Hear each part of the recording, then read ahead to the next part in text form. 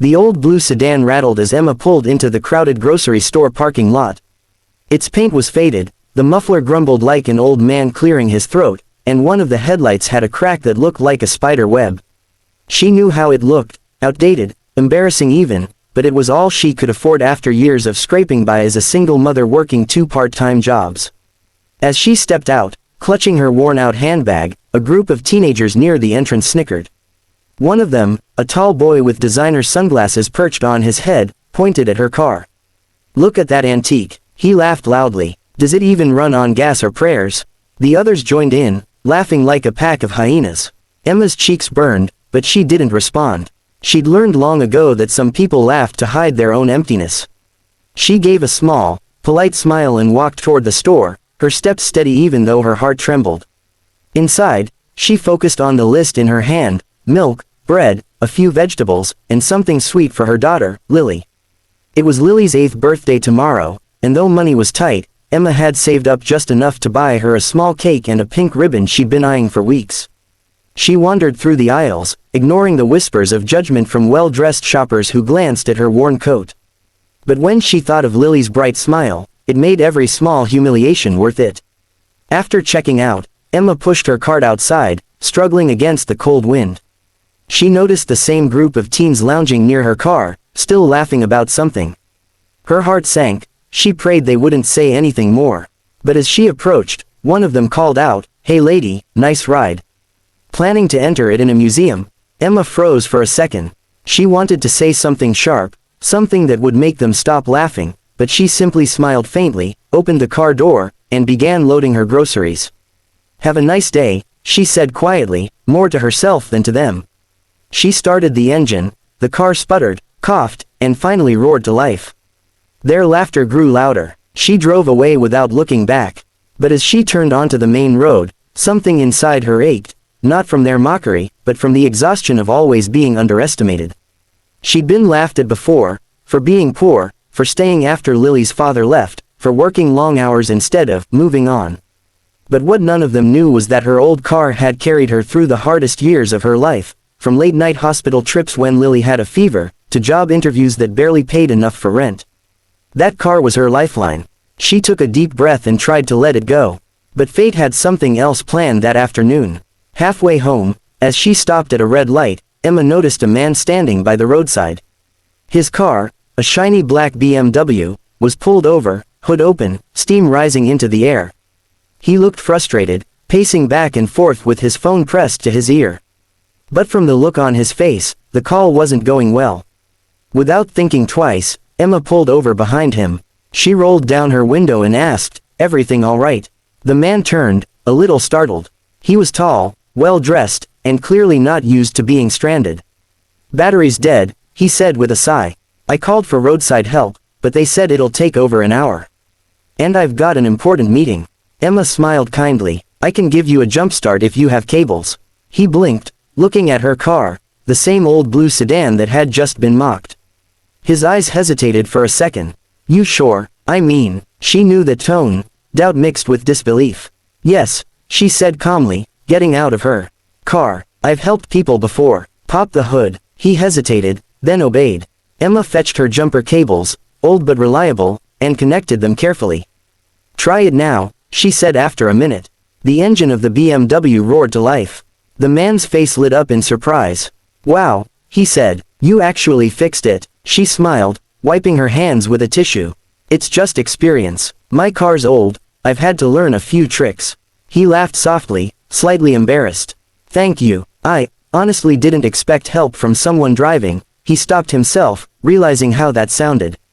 Emma just smiled. "It's all right. People rarely do." Before she could leave, the man reached into his wallet and offered her some cash. "Please, take this. You saved me." She shook her head. "No need. Just do something kind for someone else someday. That'll be enough." The light turned green again, and she drove off, the hum of her old car now sounding softer, almost proud. But as she glanced in her rearview mirror, she saw the man still standing there, watching her car disappear down the road. There was a thoughtful look on his face, the kind that comes when someone's perception shifts for the first time. What Emma didn't know was that this small act of kindness was about to ripple far beyond that roadside. The stranger she'd just helped wasn't just any man, he was about to become the reason her life would change forever. When she reached home, Lily ran out of their little house and hugged her tightly. "Mommy, did you get the ribbon?" Emma smiled and handed her the small package. "Of course, sweetheart, anything for my birthday girl." They spent the evening decorating the kitchen with paper streamers, baking a simple cake, and laughing until Lily's eyes grew heavy with sleep. Emma tucked her in and sat by her bedside, thinking about the day. The laughter in the parking lot no longer stung, because she'd done something that mattered, something good. Outside, the old blue car gleamed faintly under the moonlight, as if it, too, was proud of what it had done that day. But fate wasn't done with Emma yet. Tomorrow, her phone would ring, and the voice on the other end would change everything she thought she knew about kindness, luck, and second chances. The next morning, Emma woke to the sound of her old phone buzzing on the bedside table. She rubbed her eyes, still half asleep, and reached for it. The screen displayed an unfamiliar number. For a moment, she hesitated. She usually avoided unknown calls. But something in her gut told her to answer. "Hello," she said softly, trying not to wake Lily, who was still curled up beside her. "Good morning. Is this Emma Carter?" The voice on the other end was calm, confident, and distinctly familiar, though she couldn't place it at first. "Yes, this is she," Emma replied cautiously. "This is Daniel Reed, we met yesterday. My car broke down on Maple Street. You helped me out with the jumpstart." Emma blinked. "Oh, of course, Mr. Reed. I'm glad your car's okay." He chuckled. "It's running perfectly now, thanks to you. I wanted to thank you properly. Are you free this afternoon? I'd love to treat you to lunch." Emma frowned slightly. "Oh, that's really kind, but you don't need to. I didn't help for a reward." "I know," he said gently. "That's exactly why I want to." After a long pause, Emma smiled faintly. "All right, but only if it's somewhere simple. Nothing fancy." "Deal," he said with a warmth in his voice. "I'll text you the address." When Emma hung up, she sat quietly for a moment, still processing what had happened. She couldn't remember the last time someone wanted to do something nice for her. Life had mostly been about giving, sacrificing, surviving. She glanced at Lily, who was now awake, and watching her curiously. "Who was that, Mommy?" Emma smiled. "Just someone I helped yesterday. He wants to say thank you." Lily's big brown eyes sparkled. "Is he a nice man?" Emma nodded slowly. "I think so. A few hours later, Emma found herself standing outside a cozy little cafe downtown, not one of those high-end places, but still nicer than where she usually went. She smoothed down her dress, took a deep breath, and walked in. Daniel was already there, sitting by the window. He stood up when he saw her and smiled warmly. "Emma, glad you came." He looked different in the daylight, less formal, more human. He wore a simple shirt with rolled-up sleeves, and his eyes had a genuine kindness in them. "I hope this isn't too much," he said as they sat down. "I just couldn't stop thinking about how calm and generous you were yesterday. Most people would have driven right past me." Emma shrugged modestly. "It just seemed like the right thing to do. We all need help sometimes." Daniel studied her face for a moment. "You remind me of someone I used to know, someone who believed kindness could change the world." She smiled. "Maybe it can. One small act at a time." They talked for a while, about life, work, the world. Emma learned that Daniel was an executive at a large automotive company in the city. He was wealthy, but he didn't act like it. Instead, he seemed genuinely curious about her story, her struggles, her dreams. When the waiter brought the bill, Daniel stopped him. "Actually, could I ask a strange question?" he said, turning back to Emma. "That car you drive, what model is it?" Emma laughed softly. "It's a 2001 Ford Crown Victoria. My dad bought it when I was a kid. It's ancient, I know." Daniel smiled thoughtfully. "Not ancient, dependable. You've kept it alive all these years. That takes skill." Emma grinned. "Mostly luck and YouTube tutorials." He laughed. "You know, my company's looking for people who understand vehicles, not just from textbooks, but from experience. People who can connect with customers who drive older models, people who understand reliability over luxury." Emma looked at him, confused. "Why are you telling me this?" "Because," he said, leaning slightly forward, "I think you'd be perfect for a position we're opening. Customer relations. It pays well, has benefits, and I think someone like you, who knows how much a car can mean to someone, could make a real difference." Her mouth fell open. "Mr. Reed, I don't even have a college degree. I've only ever worked in retail. He smiled softly. Then you already know how to deal with people.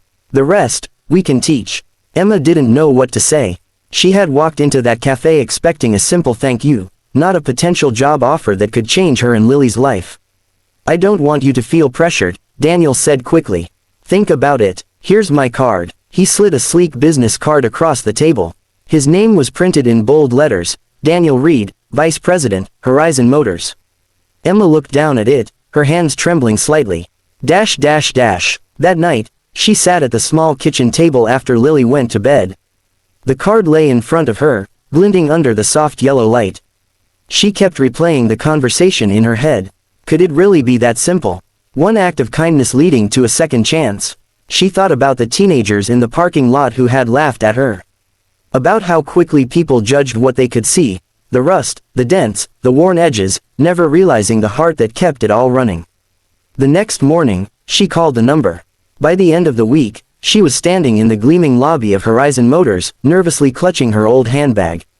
Daniel greeted her, personally, introducing her to the team and showing her around. It felt surreal, like she'd stepped into a different life. Within days, Emma proved herself to be exactly what Daniel had seen in her, compassionate, hardworking, and insightful. Customers adored her because she listened, really listened, when they talked about their cars, their worries, and their memories. She wasn't just selling or assisting, she was connecting. A month later, during a company event, Daniel called her on stage to present an award. This, he said to the crowd, is what humanity looks like. Emma Carter didn't just fix my car that day, she reminded me that kindness still drives the world. The applause echoed through the hall, and Emma stood there blinking back tears.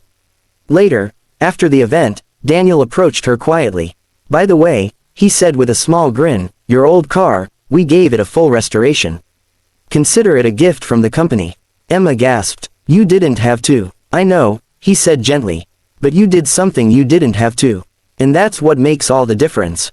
She stepped outside later that evening to find her old blue sedan gleaming like new under the streetlights, the same car people had once mocked, now reborn with pride. As she ran her hand along its polished surface, she whispered, we made it, Dad. And somewhere deep inside, she felt that the laughter, the struggle, and every moment of doubt had all led her here, to this quiet triumph born from a single, simple choice to help a stranger. Her story wasn't just about an old car anymore. It was about belief, that even in a world that mocks the broken and the humble, goodness always finds its way back home.